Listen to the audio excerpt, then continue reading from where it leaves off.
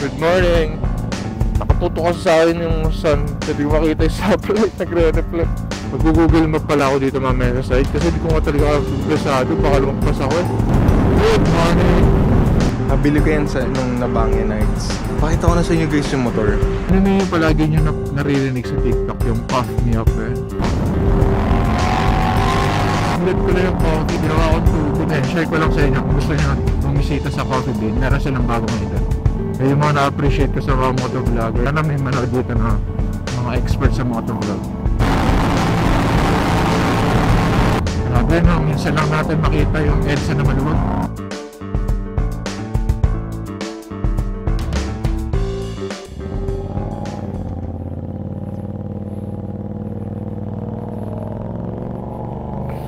Yo, what's up everyone?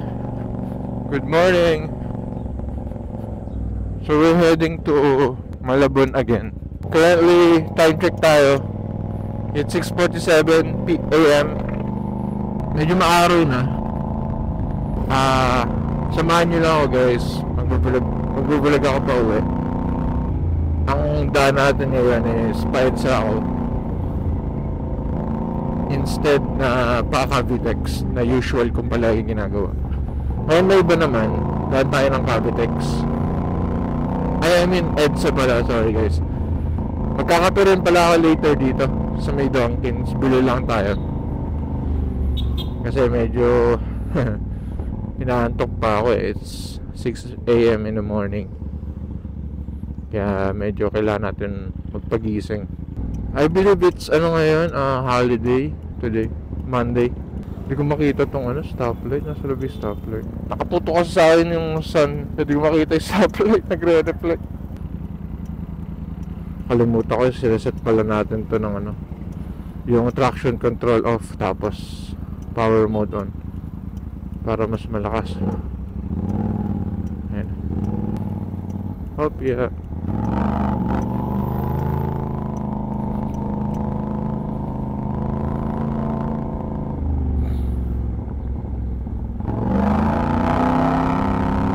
So daan natin Pasapote, then tayo sa gilid ng SLX sa may service road.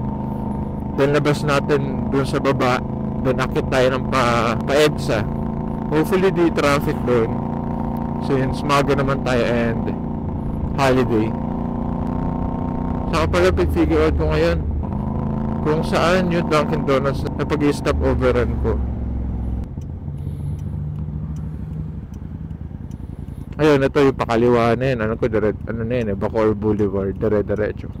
Then, tutumbukin mo dyan yung Pasapote, pa-Cavitex. Mag-google map pala ako dito mamaya sa side kasi di ko nga talaga interesado. Baka lumagpas ako eh. Hirap na.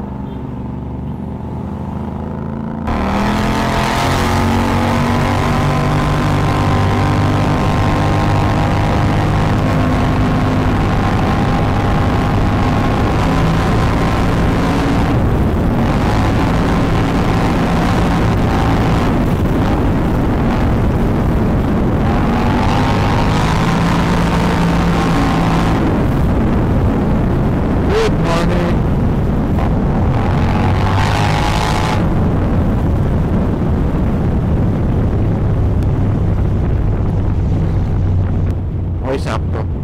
May 80 seconds tayo mag-google map dito sa stoplight. Kailangan natin mag-google map. Mabilisan lang, mabilisan. Dali.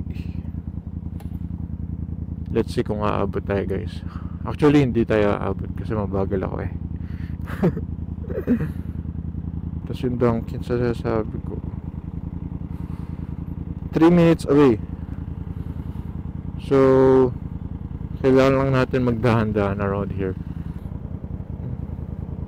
Last time, na-disconnect nung nalubak ako yung external microphone ko sa kasi may transmitter ako dyan sa may iPhone, tapos ayun, na-disconnect. So ayun, unlucky.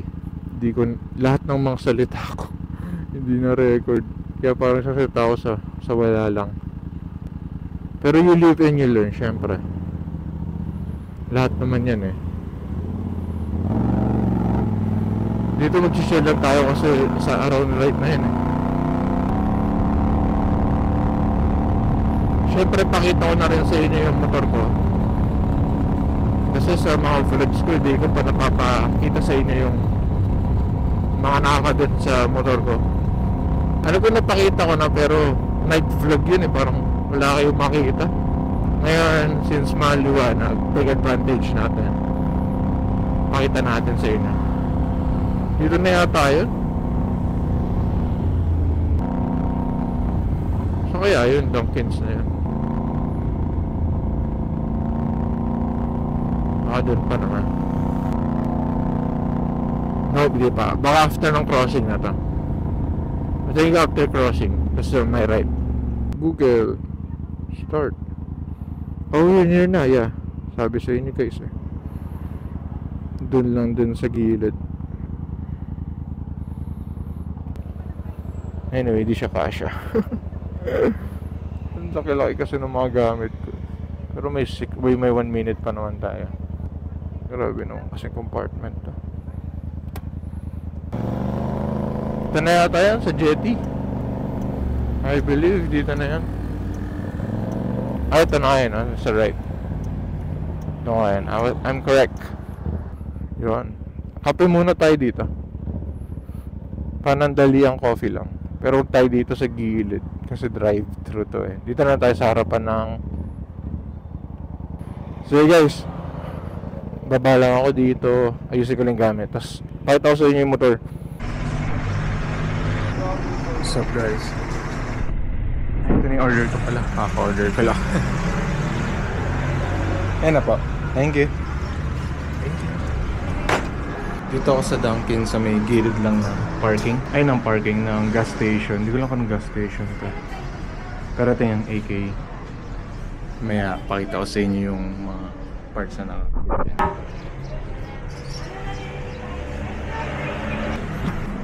Ito pala yung balaklava ko guys. Shoutout nga pala kay Boss Bigote. Kung kailan niya si Bigote Bolts, ito siya. Meron siyang sariling clothing line or parang meron siyang sariling brand ng dry fit na may nakalagay yun. Bigote, kung nakikita nyo. Baliktad lang. Pero yan, maganda siya. Dry fit, nabili ko yan nung Nabangya Nights. Pakita ko na sa inyo guys yung motor. AK Premium 550. So yung mga nakakabit dito, actually dadalawa lang. Wala gaano. Ito, una yung tinanggal na namin yung tapalodo, ginawa namin ito, nireplace namin ng ganito. Hindi siya tail tidy, so kinobit siya dito sa may bracket ng caliper sa likod. So yun, effective naman siya, super stable. Then ito naman yung Akrapovic na pang CBR eh, nakita nyo naman. Then kinabit namin yan, tapos ito bumili kami ng pipe ng parang tubo sa online. Pero nga lang itong Akrapovic kasi dual intake. So ginawa naman ng paraan si Papa gumawa actually. Kinobera niya na lang. Then yan, isang tubo na siya, tapos dual intake dun sa harapan. Ayun, yung palang din naman nakakabit sa AK.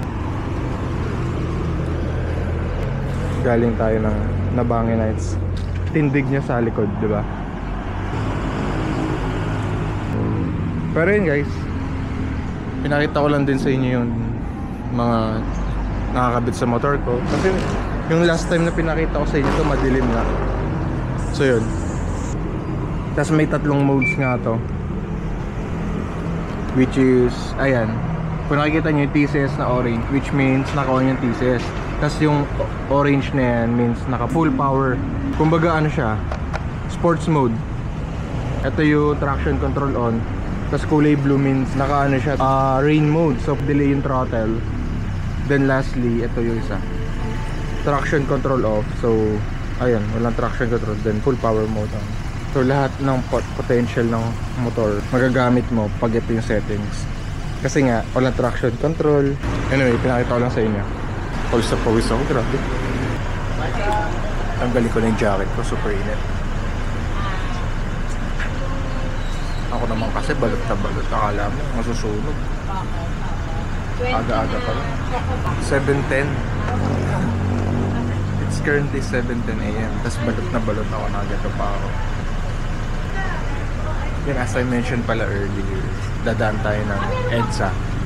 Tagal na yata di ako nakadaan ng EDSA. Usually kasi daan ko Cavitex, then bababa ako na Rojas. Ayun. So ngayon lang din ako dadaan ng EDSA. So sama ko kayo dun. Yung mga plano ko. Saka bala ko rin bumili ng DJI Osmo na Action 5 Pro. Kasi I heard ganda siya sa low light. Per battery kasi nun, parang GoPro. Parang 3 to 4 hours din. Tapos naka 4K ka pa, 30 fps o 60 fps. So maganda siya. Tapos nun, meron siyang nakabitan siya na external mic. So pag pumunta ka na ng editing, hindi mo na kaya ni-sync. Hindi ka tulad sa setup ko. Kailangan ko pa i-sync. So yun medyo hassle. Tapos minsan, hindi ko pa nare-record kasi nga naka-separate. Ayun lang. Kaya guys, later na lang sa daan. Yo, what's up guys? Ride out na tayo. Tapos na natin ubusin yung kape natin. Kaya tayo gising na.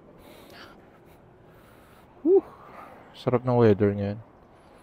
Look, super tirik ng araw.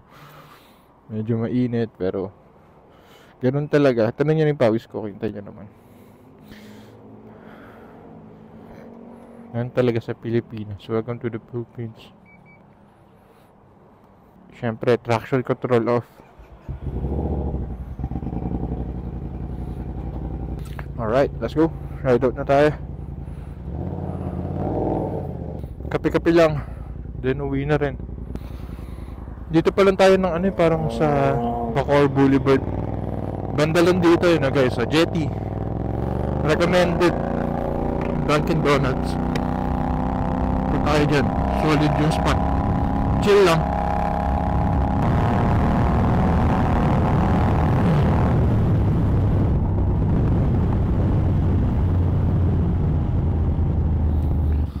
Ano na yung palagi nyo naririnig sa TikTok? Yung puff me up ba yun? Nakakasawa na yun, Can't feel my vibe. Yung mga ganun guys. Gusto nyo ba gawa tayo ng TikTok account? Tapos yun puro yun yung mga content natin. Di naman ako against dun, pero nakakasawa na kasi ang dami na nilang nakaganon. Pero syempre content is content. Trip nila yun Ba't tayo nangyayang? Diba? Sino ba tayo parang ganda ng ano nyo? MTO3 yata yan.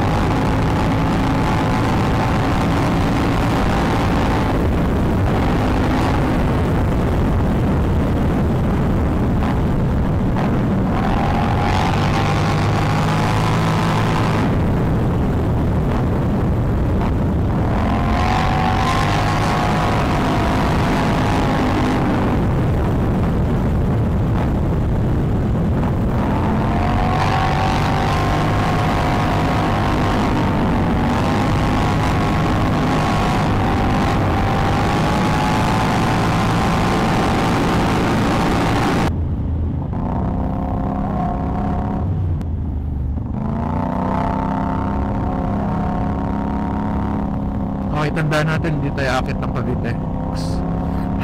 Magre-right tayo dito pa sa Pote. Hindi tayo magle-left. Instead magle-diretso lang tayo. Time check 7:25. Sinaglit ko lang yung coffee. Ginawa akong tubig. Usually pag kape syempre nanang namin ngayon 100 pesos pa naman sa mga coffee lover pala dyan, no? Dati di ako coffee lover parang hindi ako mahilig sa kape. Dati 3-in-1 lang iniinom ko. Ngayon nakilala ko tong girlfriend ko. Naku, lahat na yata ng kape na subukan ko. Putik, nagre-record ba tayo? Ayun, speaking of guys, yun dati, di pa ako mahilig sa mga kape. Pero yun, eventually, natikman ko na lahat. Diyan sa BGC. Di naman lahat. Like, yung mga popular lang. So, parang, alam mo yun, di naman sa nag-upgrade yung taste buds mo sa kape. Pero, parang ganun na nga. Nale-level out mo na yung parang, ay, ito, di masyado masarap. Kasi, natikman mo na yung masarap eh. So, yun. Parang, sa katagalan, na-addict na rin ako sa mga kape. Masarap ngayon guys yung sa Coffee Bean. Yung sa Coffee Bean may bago doon na limited. Dry Americano pala. Ano ba yun? Dry Vanilla Americano. Hindi ko lang bakit coffee pinag-uusapan natin dito sa vlog yan. No? Pero share ko lang sa inyo. Pangalawang beses na namin na-try yun eh. Super good niya. Ayan, share ko lang sa inyo. Kung gusto nyo bumisita sa Coffee Bean, meron silang bago ngayon doon. Share ko lang. Ayun. Medyo madami dito kasi sakayan dito eh. Ayun o, hihinto si kuya. Kailangan natin mag-left.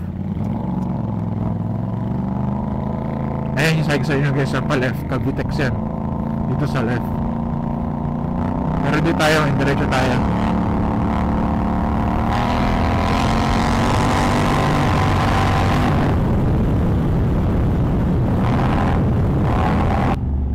Gusto ko dumaan sa Pote, pero hindi na. Dito na tayo sa left, tapos papasok tayo parang sa may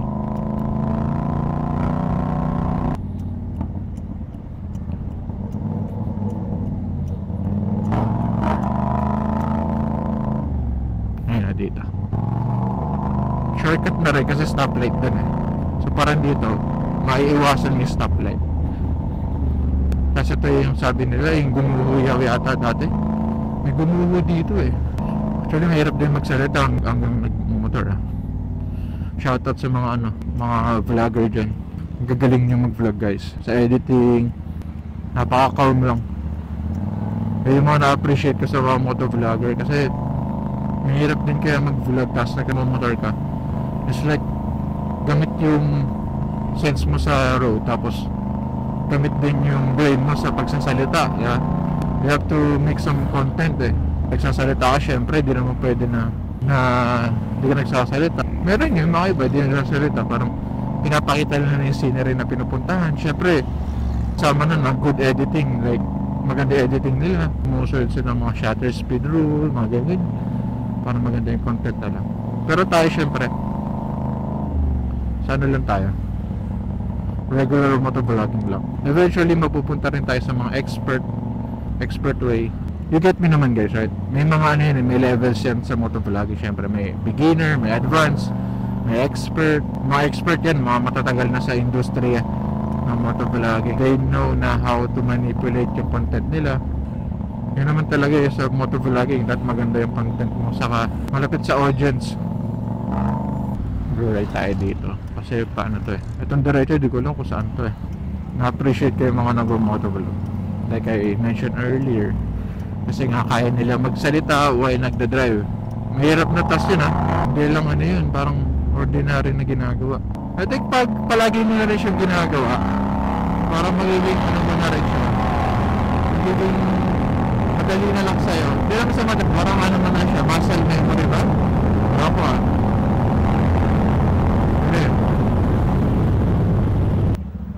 Gatchalian Drive. Never pa ako nakadaan dito sa right.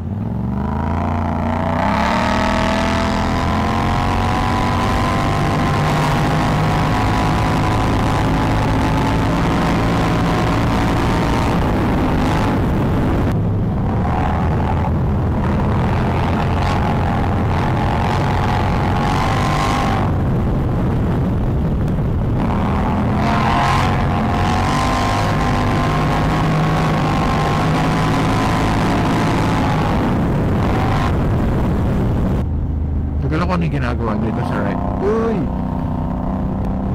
Airplane.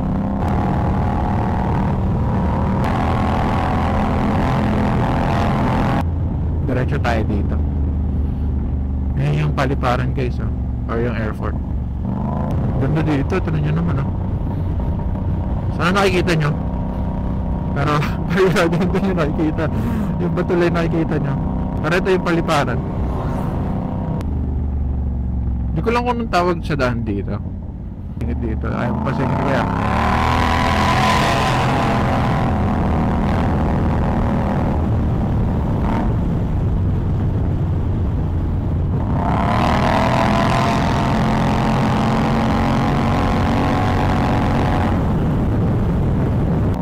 Saan ba yung daan? Pag pupunta ka ng mga IMS from EDSA, or may other way pa? Kasi ito lang palagi like ko dinadaanan eh. Kulimlim guys, oh, salat. Makikita nyo. Naku ho, huwag tayo abutan ng ulan mamaya. Well, may kapote naman ako, so pero ang sarap din ha, maligo sa ulan hanggang nagmumotor. Sakit nga lang sa balat.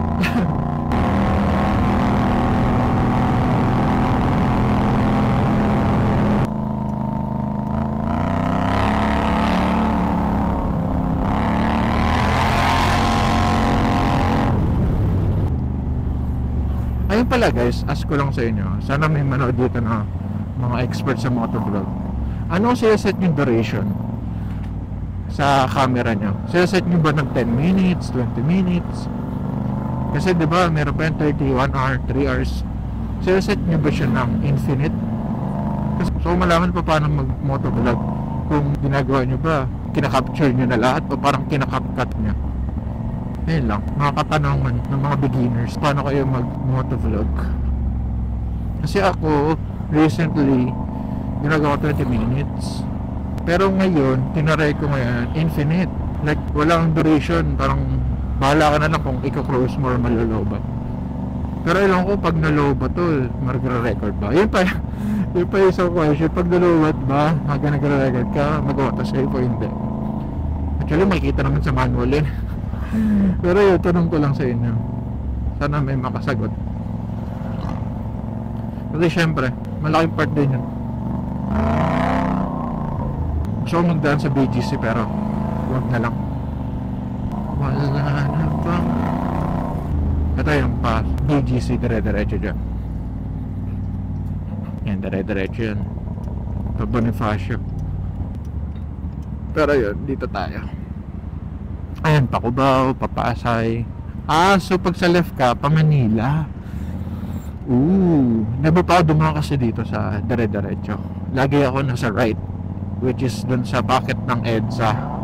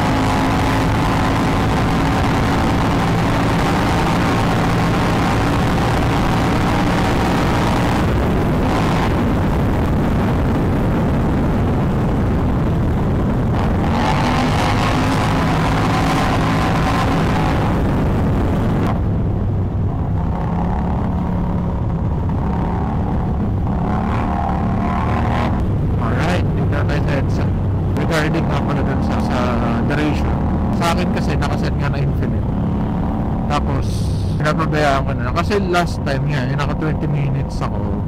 Kailangan mong bantayan, masyado na pag long ride, diba? Babantayan mo yan, tatayin mo kasi mawala na sa isip mo, nakafocus ka sa daan. So yun, feel ko nga, ito lang akin, baka nga kailangan nakaset siya na unlimited or infinite duration para wala ka nang gagawin.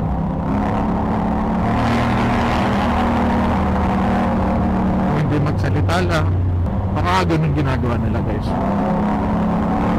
But really, patayin niyo ba ganun ng proper way?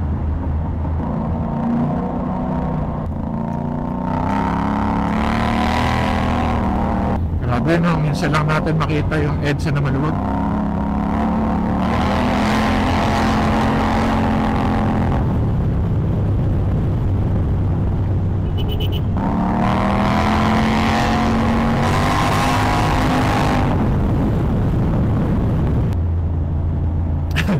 Check nyo yun guys, oh. Minsan yun na makita, minsan lang natin makita eh, na maluwag dito. Yun, dito na tayo, SM Mega Mall.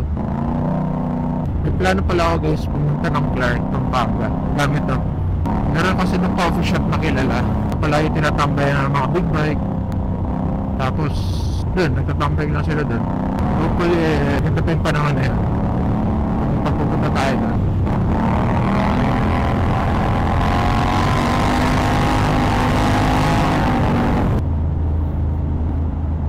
Dito na tayo sa may Cubao.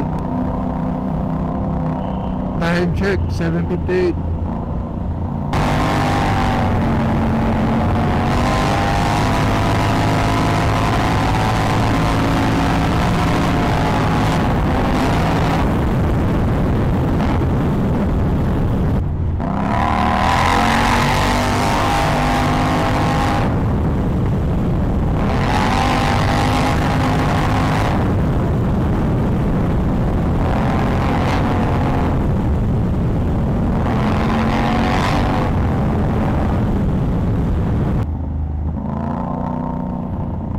Pero guys, di na ako nakapagsalita. Na-enjoy ko ulit yung mga pag-open talaga yung daan.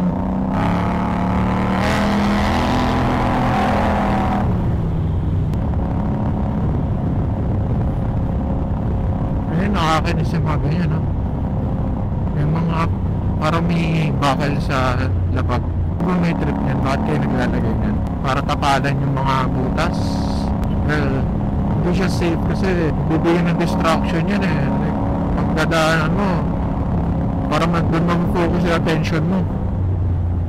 So either iilagan mo, which may cause din, accident, or parang malilito yung driver, or pwede naman sakuhin mo, pero di ba,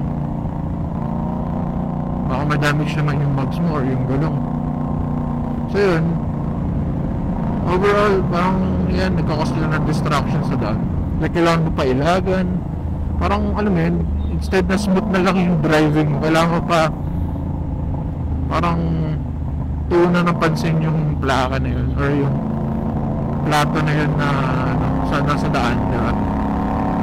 Alam ko, bakit yun yung style na ginawa nila dyan? Nakakatanggal ng focus sa road. Pero kung araw-araw ko rin naman kasi din nagdadrive, di ba?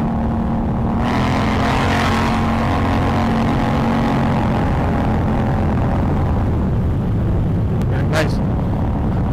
Anyway, dito na tayo sa monumento. End of End of EDSA. Sa mga di pa familiar dito, ito na yung na EDSA. Kumbaga dito yung north, doon yung south sa may PITX. Ito yung end ng EDSA sa may Monumento Circle. May baba ng bus yan dito sa left sa may tapat ng MCU.